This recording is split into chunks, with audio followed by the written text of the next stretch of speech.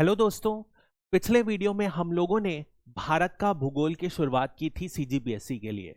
उस वीडियो में हमने देखा था भारत की स्थिति के बारे में, जहां पर हमने भारत की स्थिति को दो तरीकों से संबोधित किया था, डिफाइन किया था। एक था एब्सोल्यूट लोकेशन, जिसमें हम लोगों ने लैटिट्यूड और लॉन्गिट्यूड के माध्यम से भारत की स्थिति को समझा था, और दूसरा था रिलेटिव लोकेशन, जिसमें हम लोगों ने भारत के पड़ोसी राज्यों की मदद से, पड़ोसी देशों के सहायता से भारत की स्थिति को समझा था। उसी का ये दूसरा क्लास होगी, जिसमें हम बात करेंगे फिजियोग्राफी के बारे में। भारत की फिजियोग्राफी, फिजियोग्राफी का मतलब होता है भू आकृति। हम लोग इस वीडियो से स्टार्ट करेंगे भू आकृति के बारे में। तो भारत की भू आकृति में कौन कौन से ब्रॉडर डिविजन्स होते हैं, कौन कौन से विभाजन हैं, किस तरीके से ये है, भू आकृति का मतलब क्या है, और उसके बाद हम हिमालय की भू आकृति को समझेंगे। तो सबसे पहले हम समझते हैं कि भू आकृति अर्थात फिजियोग्राफी का मतलब होता क्या है। तो यदि अपन इस शब्द को समझें तो ये दो शब्दों से मिला है। एक है भू और आकृति, ये दोनों शब्द मिलके बनाते हैं भू आकृति। यहां पर जो भू का मतलब है, ये भू आता है भूगोल से, जो कि है ज्योग्राफी, और आकृति यानी कि किसी भी चीज के कैरेक्टरिस्टिक्स, उसके फीचर्स या तो उसकी विशेषताएं। तो यदि हम किसी भी रीजन की भू आकृति पढ़ रहे हैं, मतलब कि उस एरिया के बारे में हम क्या पढ़ेंगे, जितने भी भौगोलिक रचनाएं अपन पढ़ सकते हैं। वो भौगोलिक रचना क्या क्या हो सकती हैं, वो वहां का हो सकते हैं लैंडफॉर्म्स, यानी कि वहां की भू आकृति क्या है, वहां की जलवायु कैसे होती है, वहां का तापमान क्या है, कितनी बारिश होती है, और जितने भी भूगोलिक विशेषताएं हैं उस एरिया की जो अपन पढ़ सकते हैं, वो अपन पढ़ते हैं फिजियोग्राफी अर्थात भू आकृति में। यही मतलब होता है भू आकृति, यानी कि भौगोलिक विशेषताएं किसी एरिया की, किसी प्लेस की पढ़ने को क्या कहा जाता है, भू आकृति या फिजियोग्राफी। तो इसको लिखना तो बहुत आसान हो गया। यदि मैं आपसे कभी पूछूं कि फिजियोग्राफी या भू आकृति क्या होती है, बिल्कुल आसान शब्दों में आप बता सकते हो भू आकृति क्या होती है। और इसकी पीडीएफ यदि आपको चाहिए तो टेलीग्राम ग्रुप में आप मुझे और व्हाट्सएप में मुझे मैसेज करिए, इस नंबर पर मैं आपको ऐड कर दूंगा, जहां पर इन सारे की पीडीएफ्स भी मैं आपको फ्री में प्रोवाइड करूंगा। तो ये था भू आकृति का मतलब।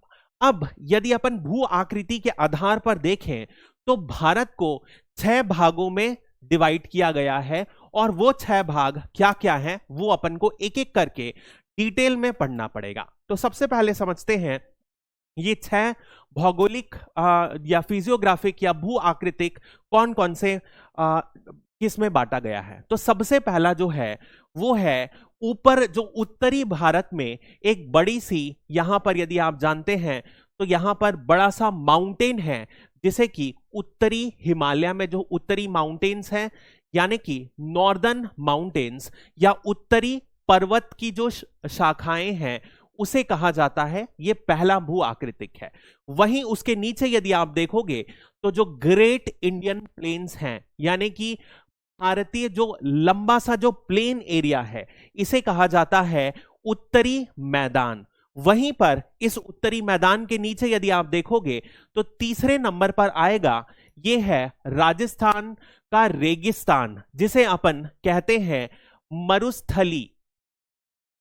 मरुस्थली ये तीसरा भू आकृतिक डिवीजन है। वहीं चौथे तौर पर आप देखेंगे तो इसे पेनिनसुलर प्लेट्यू, एक तिकोन शेप का ये एक प्लेट्यू है जो पठार है, इसे कहा जाता है पेनिनसुलर प्लेट्यू, यानी कि प्रायद्वीपीय पठार इसे कहा जाता है पेनिनसुलर प्लेट्यू। इसके अलावा यदि आप देखोगे तो ये जो है ये कोस्टल एरियाज हैं, जो तटीय क्षेत्र हैं, ये कहा जाता है कोस्टल एरियाज। इसके अलावा जो छठवां फिजियोग्राफिक रीजन है वो है भारत के द्वीपीय क्षेत्र, यानी कि जो आइलैंड रीजन्स हैं, जिसमें में से 2 सबसे इंपॉर्टेंट आइलैंड या टापू अपने को पढ़ना रहता है।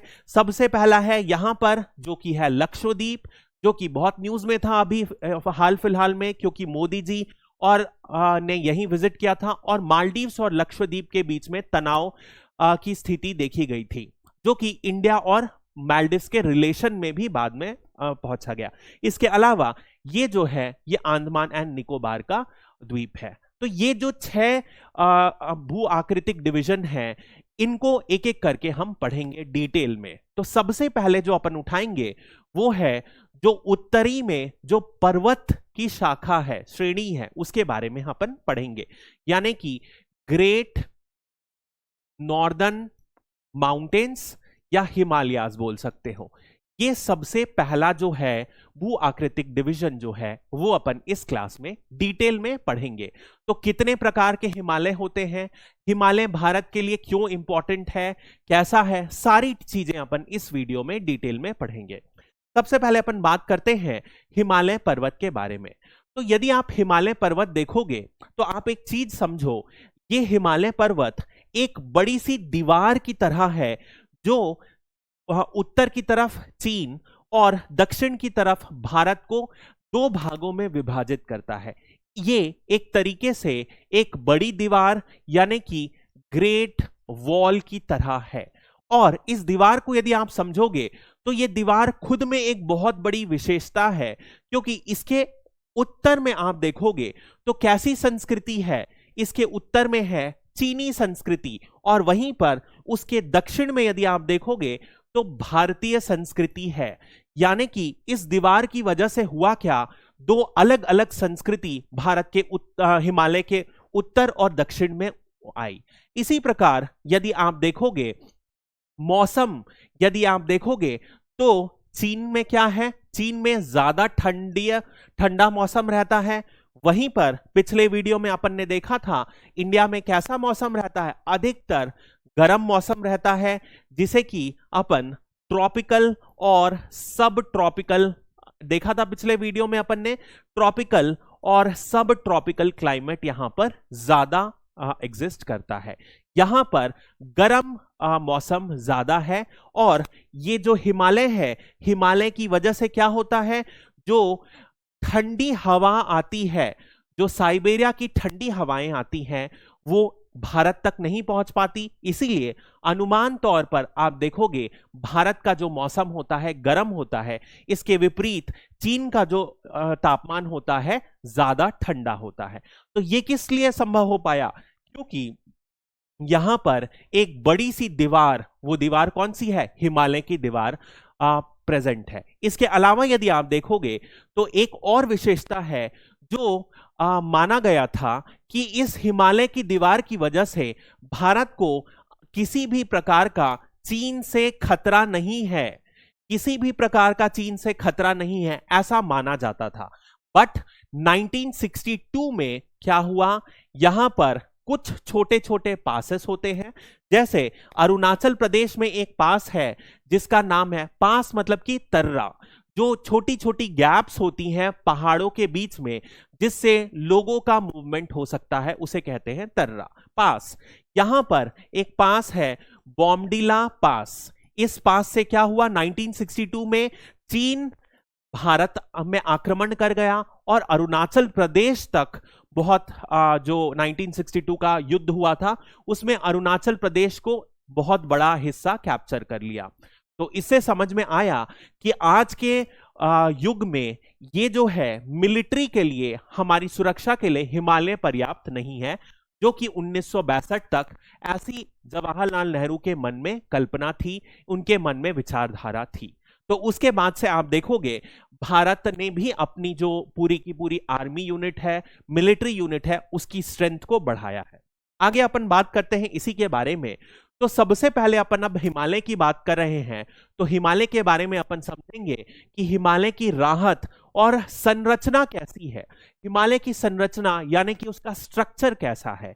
तो ध्यान रखिएगा, सबसे पहली बात आपको समझना पड़ेगा कि ये जो हिमालय है ये एक रेंज नहीं है, एक पर्वत की शाखा नहीं है, पर यहां पर कई सारी शाखाएं हैं, कई सारी पैरेलल यानी आप देख रहे हो एक दूसरे से समांतर जो शाखाएं हैं। इसी वजह से 3 से 4 मेजर शाखाएं हैं जो हिमालय की है, जिन्हें समूह मिलके हिमालय कहा जाता है।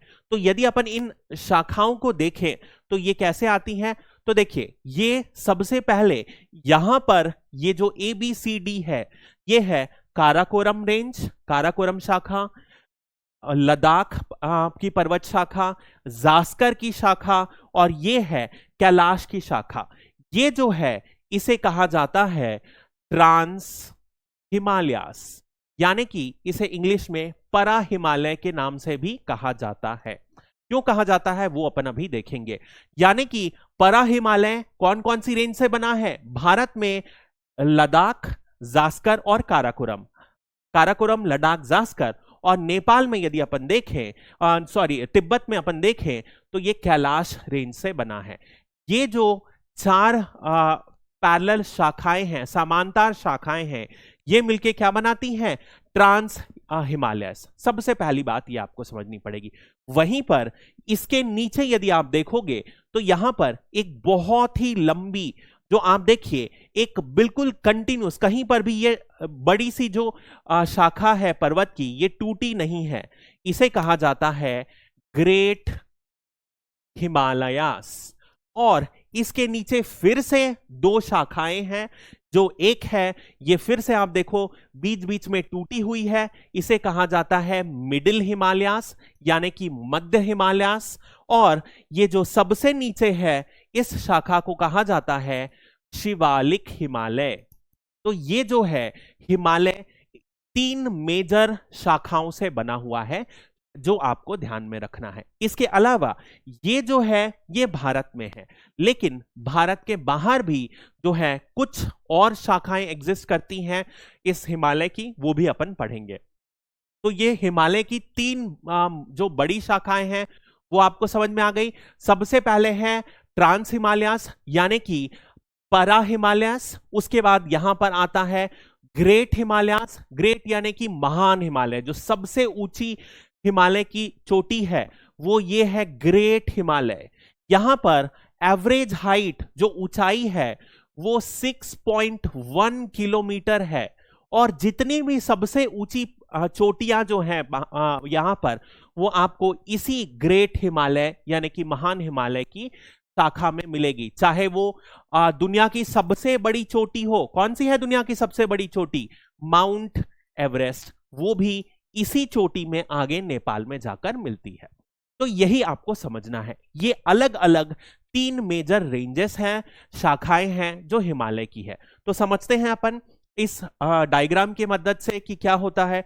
सबसे पहले आप ये देखिए, यदि अपन देखें तो ये जो है यहां पर आता है, जो अभी अपन ने देखा, ये है ट्रांस हिमालय यानी कि परा हिमालय। ये जो है यहां 3 रेंजो जो अपन ने देखा, 3 शाखाएं जो भारत में हैं, काराकोरम, लद्दाख, जास्कर से बना हुआ है। यदि आप इस फिगर को ध्यान से देखिए तो इसकी जो ऊंचाई है थोड़ी सी अगली जो शाखा है ग्रेट हिमालय, द महान हिमालय, उससे छोटी सी, थोड़ी कम है। तो इसकी जो एवरेज ऊंचाई होती है वो 3000 मीटर के आसपास है, यानी 3 किलोमीटर जो समुद्री तल से है ये ऊंचा है। वहीं पर अगली जो चोटी है या जो शाखा है उसे महान हिमालय कहा जाता है, जो औसत में 6100 मीटर यानी कि 6.1 किलोमीटर ऊंचा है। वहीं उसके बाद यदि अपन देखें तो ये जो मिडिल हिमालय यानी कि मध्य हिमालय, ये जो है ये औसत में 4000 मीटर के आसपास इसकी ऊंचाई है। और सबसे बाहर में जो हिमालय है जिसे शिवालिक कहा जाता है, ये मात्र 1500 मीटर की ऊंचाई पर है। इस तरीके से ये जो स्ट्रक्चर है ये कैसा है आपको समझ में आ गया। ये है दक्षिण की ओर और ये है उत्तर की ओर। उत्तर से दक्षिण की ओर अपन आते हैं तो सबसे पहले आपको क्या मिलेगा?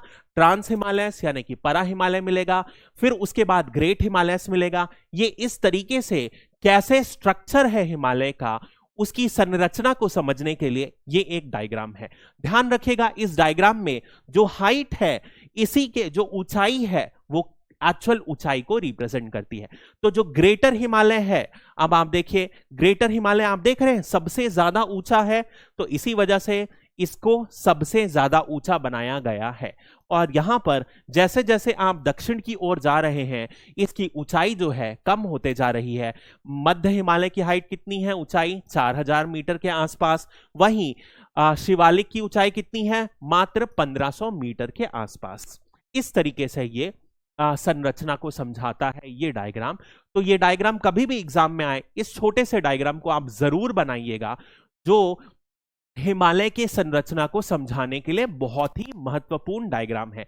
ऐसे डायग्राम यदि आप मेंस की परीक्षा में बनाते हैं तो आपको अनुमान तौर पर कुछ नंबर बाकी जो कैंडिडेट्स हैं उनसे ज्यादा मिल जाता है। आधा नंबर, 1 नंबर, जितने भी नंबर का पेपर होगा, क्वेश्चन होगा, उस हिसाब से अंतर आ जाता है।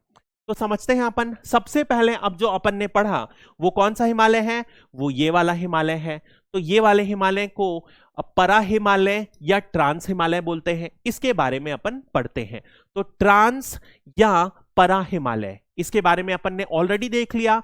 क्या पढ़ा अपन ने कि ये 3 मुख्य जो भारत में शाखाएं हैं, कौन कौन सी है, काराकोरम, दूसरे नंबर पे आती है लद्दाख, तीसरे नंबर पे आती है जास्कर। ये 3 जो शाखाएं हैं, इनकी मदद से बनता है भारत में ट्रांस हिमालय। वहीं एक और शाखा है, वो कौन सी है, वो है कैलाश का पर्वत, वो जो तिब्बत में पाया जाता है। इसी कैलाश पर्वत से जो है सिंधु नदी अर्थात इंडस नदी भी निकलती है। ये हम लोग आगे पढ़ेंगे जब अपन नदियों को डिटेल में पढ़ेंगे। तो ये जो है, ये स्ट्रक्चर हम लोगों ने ऑलरेडी दे दिया। ये वाला जो पार्ट है, ये वाला पार्ट है ट्रांस हिमालय। देख रहे हैं सारी की सारी जो इसमें पर्वत शाखाएं हैं वो एक दूसरे के समांतर हैं, पैरेलल हैं। ये आपको देख के समझना है। नेक्स्ट आप देखिएगा, इसकी जो ऊंचाई है जो अपन ने ऑलरेडी बात कर ली, अनुमान किसकी, इसकी एवरेज जो हाइट है वो कितनी है, 3 किलोमीटर हाइट है। और यदि इसमें अपन देखें तो एक जो पहला पर्वत आता है, जो पहला जो शाखा आती है पर्वतमाला, उसे काराकोरम के नाम से कहते हैं। ये जो सारी की सारी जो हिमालय की जो पर्वत है वो कहां से निकलती हैं, वो एक जगह से निकलती हैं, उसका नाम है पामीर नॉट। हिमालय कहां से निकलता है, ये सेंट्रल एशिया में पामीर नॉट से पूरा का पूरा हिमालय निकलता है। तो ये जो काराकोरम रेंज है कहां से निकलती है, पामीर नॉट से निकलती है। उसके बाद ये अपन ने देख लिया कि अब देखो ये कहां पर से है, ये काराकोरम जम्मू एंड कश्मीर के बिल्कुल उत्तरी सिरे पर है। उत्तरी सिरे पर, इस सिरे पर क्या होता है, जो अपन जानते हैं यहां पर बहुत सारे ग्लेशियर्स हैं। ग्लेशियर्स यानी कि पूरी बर्फ, जो पहाड़ हैं एक तो बहुत ऊंचे हैं और ऊपर से उत्तरी सिरा भी है। तो इस वजह से यहां पर जितनी भी ऊंची ऊंची चोटियां हैं, पहाड़ की चोटी है, वो सारी की सारी बर्फ से घिरी हुई है। इस वजह से यहां पर बहुत सारे ग्लेशियर्स या बर्फ की चोटी आपको मिलेगी। और यहीं पर जो आपको मिलेगा वो K2 माउंटेन भी मिलेगा। अब K2 माउंटेन को क्या बोला जाता है, गॉडविन ऑस्टिन। ये जो है आज की डेट में, ये पाकिस्तान ने जो कश्मीर को ऑक्यूपाई कर लिया है, यानी कि पाकिस्तान ऑक्यूपाइड कश्मीर में ये भारत की सबसे ऊंची चोटी है। और विश्व भर में यदि आप देखो तो माउंट एवरेस्ट सबसे ऊंची चोटी है। माउंट एवरेस्ट के बाद K2 जो है दूसरे नंबर पर विश्व भर की सबसे ऊंची चोटी में आती है और भारत की सबसे ऊंची चोटी है। तो यदि यह प्रश्न पूछा जाता है K2 कौन सी नंबर की सबसे ऊंची चोटी है, दूसरे नंबर की, भारत की सबसे ऊंची चोटी है। कहां पर पाया जाता है, तो ये काराकोरम की पर्वतमाला में पाया गया है, ये ऊंची पाई गई है। आज की डेट में क्या भारत के पास इसका कब्जा है, नहीं।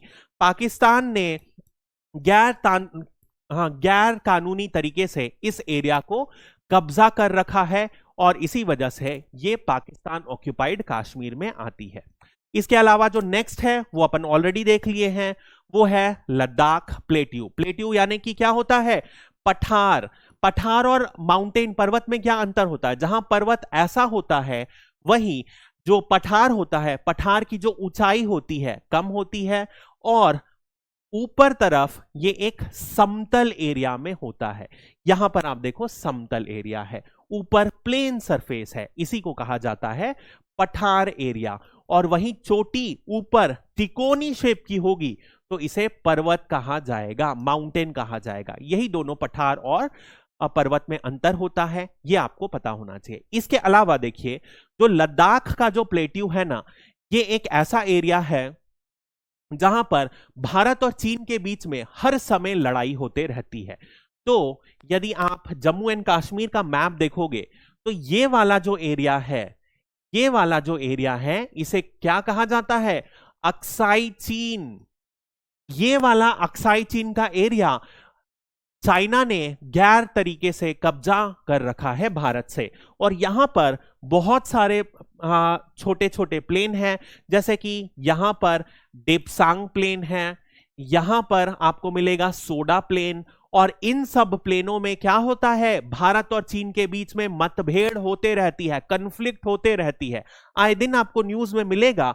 तो वो इसी अक्साई चीन के पॉइंट्स पर हैं जहां पर कन्फ्लिक्ट होते रहती है, मुठभेड़ होते रहती है। तो ये है लद्दाख प्लेट्यू। अगला यदि अपन बात करें, अब अपन अगली पर्वतमाला की श्रेणी में जा रहे हैं। जो अपन ने देखा था वो है महान हिमालय या द ग्रेट हिमालय, जो अपन देखे थे सबसे ज्यादा ऊंचा है, जिसकी एवरेज ऊंचाई कितनी है? 6100 मीटर, यानी कि 6.1 किलोमीटर सी से ऊपर है। आप समझ रहे हो, सबसे ऊंची जो है पर्वतमाला पूरे के पूरे विश्व में, वो इसी पर आती है। इससे ऊंची कोई भी पर्वतमाला आपको इतनी ऊंची रेंज नहीं मिलेगी। यदि आप देखोगे तो इस पर्वतमाला की संरचना कैसे हुई है, इसमें जो इग्नियस रॉक है, इग्नियस रॉक यानी कि अग्नि से जो निकलते हैं, ज्वालामुखी के रॉक, उनकी मदद से जो दो रॉक होते हैं, एक होता है ग्रेनाइट और दूसरा होता है जिनिस।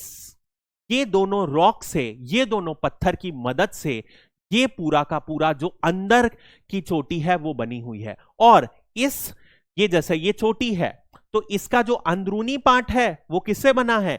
ग्रेनाइट से और जेनिस से, ठीक है। और इसके ऊपर क्या है? इसके ऊपर जो है लाइमस्टोन की सतह है, ऊपर तक ढकी हुई है। ये ऐसा बना हुआ है महान हिमालय। लाइमस्टोन यानी कि कौन सा हो गया? चूना पत्थर। चूना पत्थर से इसकी जो चोटी है ढकी हुई है। और अंदर जो है ये इग्नियस रॉक, यानी कि जो ज्वाला से जो रॉक्स बनते हैं, ज्वाला से जो पत्थर बनते हैं, ग्रेनाइट और जिनिस, वो ये जो रॉक है इनसे बना है। और उसके ऊपर चूना पत्थर की परत है। ये जो है बेसिक स्ट्रक्चर है महान हिमालय की। और यदि आप इस हिमालय को देखोगे तो ये कैसे जाता है, ये अब आप देखिएगा। ये बहुत ही मजेदार बात है ग्रेट हिमालयस की कि ये कैसा जाता है।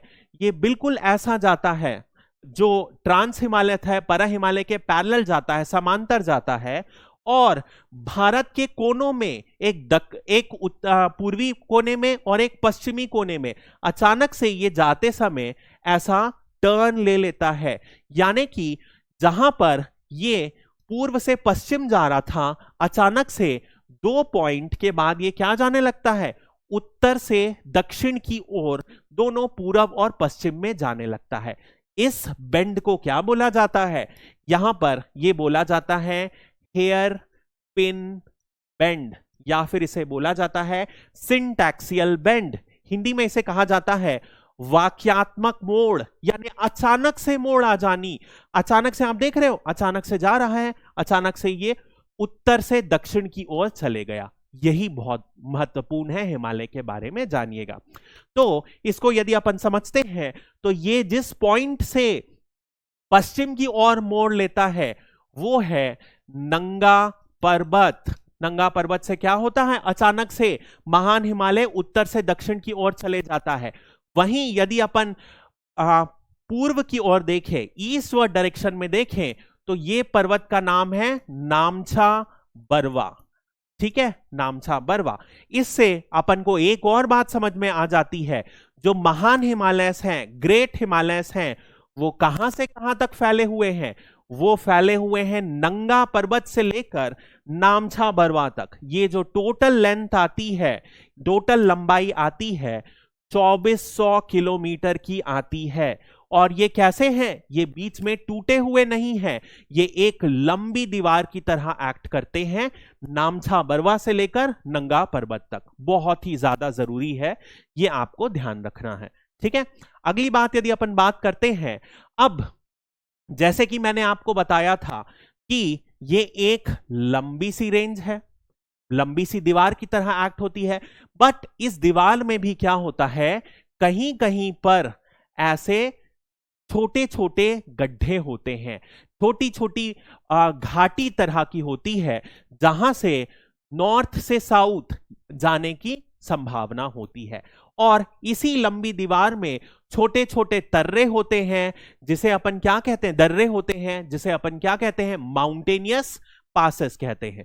तो ऐसे कुछ पासेस आप ध्यान रखिएगा। सबसे पहले यदि अपन जम्मू एंड कश्मीर में बात करें तो दो इंपॉर्टेंट पास, बुर्जिल पास, जोजिला पास। हालांकि पासेस अपन डेप्थ में आगे फिर डिस्कस करेंगे, बट आज के लिए यदि आप बात करोगे तो ये जस्ट पासेस के दर्रे के नाम ध्यान रख लीजिएगा।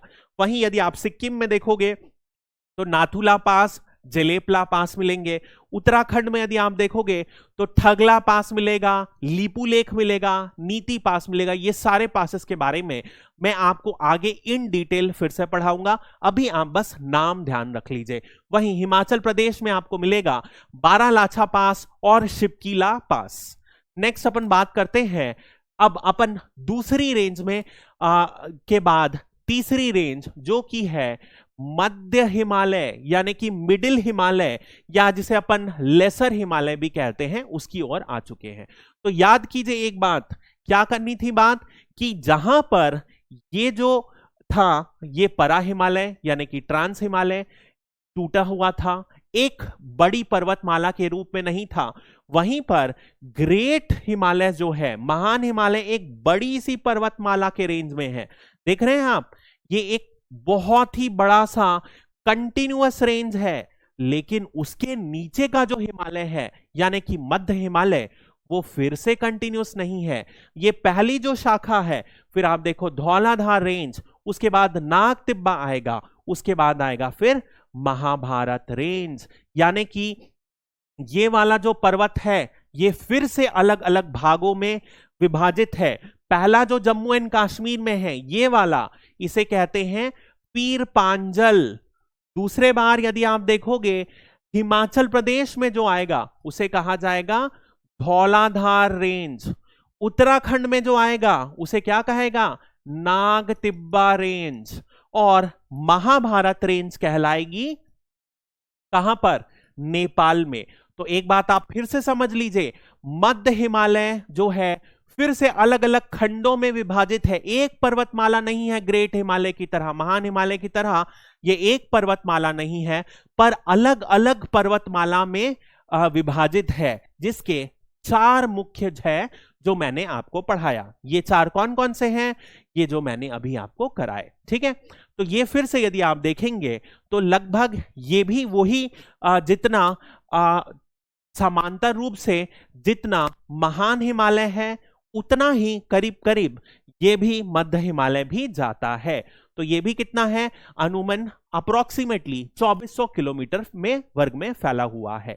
इसके बाद इसकी ऊंचाई अपन ने देखा था, अनुमान 4000 मीटर के तहत इसकी ऊंचाई है। और इसमें यदि आप देखोगे तो बहुत सारे जो हिल स्टेशन जो होते हैं ना, इसी पर सिचुएटेड है, यहीं पर स्थित है। जैसे कि डलहौजी आपको दिखेगा यहीं पर, दार्जिलिंग दिखेगा, शिमला दिखेगा, मसूरी दिखेगा, रानीखेत दिखेगा, नैनीताल दिखेगा, अल्मोड़ा दिखेगा। अब क्या था, इसके बारे में मैं एक छोटी सी कहानी आपको बताता हूं कि अब अंग्रेज लोग कहां से आए थे। अंग्रेज लोग आए थे ब्रिटेन से। ब्रिटेन में क्या होता, अच्छा खासा ठंडा मौसम होता है। तो जब ये भारत आए, भारत की गर्मी ये सहन नहीं कर पाते थे, तो क्या करते थे, ये गर्मी में जो कैपिटल था इनका दिल्ली, दिल्ली से ये क्या करते थे, कैपिटल को मूव कर जाते थे शिमला की ओर। लोग अपने रीजनल कैपिटल यानी कि लोकल लेवल पर अपने सैनिकों को राहत देने के लिए खुद ठंडी का एक्सपीरियंस करने के लिए कहां चले जाते थे? इन हिल स्टेशंस पर चले जाते थे, जो कहां पर सिचुएटेड है? मध्य हिमालय में सिचुएटेड है। तो ये मैंने आपको पढ़ाया इसके बारे में। इसके बारे में अपन ऑलरेडी देख चुके हैं। पीर पांचल रेंज कहां है? जम्मू एंड कश्मीर में। धौलाधार रेंज कहां पर है? यह है हिमाचल में। वहीं पर उत्तराखंड में जो मेजर रेंज है वो है नागतिबा रेंज और मसूरी रेंज। और नेपाल में कौन सी रेंज है? महाभारत की रेंज। ये सारी कौन सी रेंज है? मध्य हिमालय की रेंज है। डायरेक्ट एग्जाम में क्वेश्चन पूछा जाता है कि इनमें में से कौन सी पर्वतमाला मध्य हिमालय की पर्वतमाला श्रेणी में आती हैं। तो ये आपको ध्यान में रखना है। ये जो भी मैं पढ़ा रहा हूं ये आपके प्री के एग्जाम में भी बहुत काम की बात है और मेंस के एग्जाम में भी इक्वली बहुत ही इंपॉर्टेंट है। नेक्स्ट अपन बात करते हैं, ये जो अपन देखे इसी की जो पहली रेंज है, सबसे ज्यादा इंपॉर्टेंट रेंज है, ये है पीर पांजल श्रृंखला, पीर पांजल पर्वतमाला। ये जो है कौन सी है? मध्य हिमालय की जम्मू एंड कश्मीर में फैली हुई सबसे लंबी जो पर्वतमाला है वो कहां है? उसे कहा जाता है पीर पांजल। ये कहां से कहां तक फैली हुई है? झेलम नदी से लेकर ब्यास नदी तक ये लगभग 300 किलोमीटर के लंबाई में ये फैली हुई है। ये आपको ध्यान में रखना है। अब नेक्स्ट यदि अपन बात करते हैं, अब इसी पीर पांजल में, अब देखो यदि आप जम्मू एंड कश्मीर का थोड़ा सा मैं आपको मैप बताता हूं और समझाता हूं कि जम्मू एंड कश्मीर है कैसा। तो जम्मू एंड कश्मीर का यदि ये मैप है तो इसमें जो ये वाला एरिया है जो भारत के सिरे से जुड़ा हुआ है, ये वाला रीजन है जम्मू रीजन। और ऊपर तरफ उत्तरी तरफ यहां पर जो रीजन है ये कहलाता है कश्मीर की वैली। ठीक है, जो कश्मीर की घाटी है वो ऊपर उत्तर की तरफ सिचुएटेड है। इन दोनों के बीच में एक बड़ा सी पर्वतमाला जाती है। वो कौन सी है? वो ये वाली पर्वतमाला है जिसे कहा जाता है पीर पांजल रेंज। ये वाली आपको दिख रही है, इसे क्या कहा जाता है? इसे कहा जाता है पीर पांजल रेंज। अब पीर पांजल पर्वतमाला को यदि आप देखोगे तो ये एक कंटिन्यूअस, जो यहां पर जम्मू में पूरा कश्मीर में एक कंटिन्यूअस रेंज की तरह है। इस वजह से होता क्या है, यहां पर यदि दर्रा या पासेस नहीं होते तो क्या होता कि जम्मू से कश्मीर जाना भारतवासियों के लिए बहुत मुश्किल होता। इसी वजह से भगवान की दया से आप बोल सकते हो, प्राकृतिक चमत्कार बोल सकते हो कि यहां पर दो बहुत ही महत्वपूर्ण दर्रे हैं, पासेस है। वो कौन से पासेस हैं? यहां पर सिचुएटेड है दो पासेस जिनका नाम है, पहला पास का नाम है पीर पांजल दर्रा और दूसरा नाम है बनिहाल पास। और बनिहाल पास में एक बहुत ही फेमस टनल बना हुआ है जिसका नाम है जवाहर टनल। इसी टनल में आज की डेट में बहुत ज्यादा काम हुआ है। और क्या हुआ है? एक ऑल वेदर कनेक्टिविटी, यानी कि साल भर की कनेक्टिविटी जम्मू से लेकर कश्मीर तक इन्हीं दो दर्रों की वजह से हो पाती है। तो ये बहुत ही दो इंपॉर्टेंट पास है, ध्यान रखिएगा। और यहां पर जो सिचुएटेड है, यहां पर जो स्थित है वो कौन सी है? वो कश्मीर घाटी यहां पर स्थित है। बहुत ही सुंदर घाटी है और हमेशा से पाकिस्तान और भारत के बीच में एक बड़ा मुद्दा रहा है, क्योंकि जो कश्मीर घाटी है वो कौन सा है?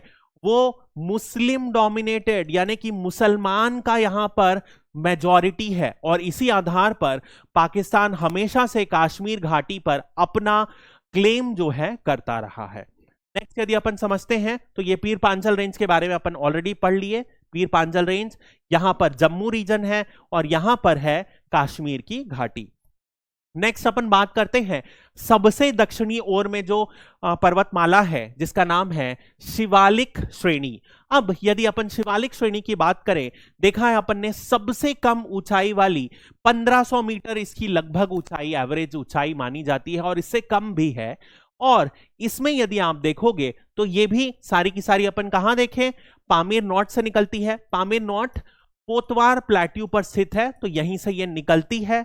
और ये लगातार, ये भी जैसे बाकी अपन हिमालय देखे हैं 2400 किलोमीटर जाते हैं, ये भी 2400 किलोमीटर ब्रह्मपुत्रा तक ये जाती है। ब्रह्मपुत्रा जो प्लेन है का, ब्रह्मपुत्रा का जो समतल एरिया है वहां तक जाती है। ये पूरा का पूरा लंबा सा, जैसे कि अपन ने महान हिमालय के बारे में पढ़ा जो एक लगातार कंटिन्यूअस पर्वतमाला है, वैसा ही यहां पर भी एक कंटिन्यूअस माउंटेन है जिसका नाम क्या है, शिवालिक माउंटेन। ये भी एक कंटिन्यूअस माउंटेन श्रेणी है। अब यदि अपन देखें, ये भी अलग अलग राज्यों में अलग अलग नाम से कही जाती है। जैसे कि जम्मू एंड कश्मीर में इसे जम्मू हिल्स कहा जाता है। वहीं यदि आप इसे नेपाल में देखोगे तो इसे छुरिया घाट कहा जाता है। यदि अरुणाचल प्रदेश में देखोगे तो इसे अलग अलग नाम से, क्योंकि अरुणाचल प्रदेश में ये टूट जाती है और इसी वजह से इसे अलग अलग नाम से जाना जाता है। और यहां पर यदि आप देखोगे तो अरुणाचल प्रदेश में इसे डाफला, मिरी, अबोर, मिश्मी, ये सारी नाम से जाना जाता है। ये सारी क्या है, ये क्यों कहा जाता है, क्योंकि ये सारी जनजाति हैं जो यहां पर रहती हैं। तो अब डाफला हिल्स में सबसे ज्यादा जनजाति डाफला रहती है। डाफला, अबोर, मिरी, मिश्मी, ये कौन सी है, ये शिवालिक हिल्स का पार्ट है। तो समझ में आ गया ये। अब यहां से क्या होगा, यहां से अपन देख लिया, यहां पर करीब आता है नामछा बरवा। अब नामछा बरवा में अपन ने देखा है क्या होता है, अचानक से जो हिमालय का पर्वत है वो पूर्व पश्चिम से क्या करेगा, उत्तर से दक्षिण की ओर मुड़ जाएगा। और इस जो पार्ट को मुड़ जाता है, इस हिमालय को अपन क्या कहेंगे, पूर्वांचल हिमालय। और यहां से चौथा फिजियोग्राफिक या भू आकृतिक डिवीजन जो अपन पढ़ेंगे हिमालय का, वो आएगा पूर्वांचल हिमालय। ये जो ध्यान रखिएगा, ये कहां पर है, ये अभी भी पूर्व पश्चिम है, लेकिन नामछा बरवा से क्या हुआ, ये उत्तर से दक्षिण की ओर, नॉर्थ से साउथ की ओर आ गया, ईस्ट वेस्ट से नॉर्थ साउथ की ओर बढ़ गया। इसी को कहा जाता है, जो नॉर्थ साउथ में आता है, पूर्वांचल की पहाड़ी। नेक्स्ट अपन बात करते हैं, यहां पर बेसिकली डून्स भी एक छोटा सा टॉपिक है, मैं आपको पढ़ा देता हूं। डून्स क्या होता है, जब अब देखो ये पहाड़ है, पहाड़ से क्या होता है, नदियां नीचे आती हैं, ठीक है। तो जैसे जैसे नदियां नीचे आएंगी तो यहां पर जो समतल एरिया आएगा, यहां पर ये क्या करती हैं, जितने भी ये पदार्थों को कैरी कर रहे थे, चाहे वो मिट्टी हो चाहे वो पत्थर हो, वो यहां पर क्या करते हैं, ये जमा कर देती है, डिपॉजिट कर देती हैं। इसी प्लेन एरिया में जब नदी जो पहाड़ के नीचे आती है वो अपने सारे पदार्थों को डिपॉजिट कर देती है, उस एरिया को कहा जाता है डून्स। डून्स, जैसे कि एक बहुत ही फेमस जो अपन जानते हैं वो है देहरादून। तो क्या होता है, दो पहाड़ हैं, पहाड़ के बीच में जैसे ही ये वाला जो प्लेन एरिया है जहां पर नदी नीचे आती है और अपना सारे पदार्थों को डिपॉजिट कर देती है, जमा कर देती है, उसे कहा जाता है डून्स, जो शिवालिक हिमालय के नीचे है। ये आपको जानना था।